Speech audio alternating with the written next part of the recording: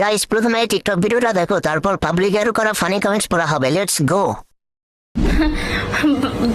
ভাইয়ারা বোনেরা আসলে হয়েছে কি, একসাথে মিউজিক ভিডিও করছি তো। तू समझा? हाँ। नहीं तू समझा नहीं। আর যেহেতু আমি শাকিব খানের তৃতীয় নাম্বার স্ত্রী, আর যেহেতু আমি শাকিব খানের তৃতীয় নাম্বার স্ত্রী, क्या बक रहे हो मादरचोद? তো আমি গান করবো আর আপনারা দেখবেন না, এটা তো হতেই পারে না। তো আমি একটা গান করে ফেলেছি, বোকা পেয়ে ধোকা দিলা। আমি বলেছিলাম না একটা সময় নায়িকা হয়ে যাব, এই যে ডিরেক্টর দেখতে পাচ্ছেন সে কিন্তু বলেছিলাম না একটা সময় নায়িকা হয়ে যাব, এই যে ডিরেক্টর দেখতে পাচ্ছেন সে কিন্তু আমাকে নায়িকা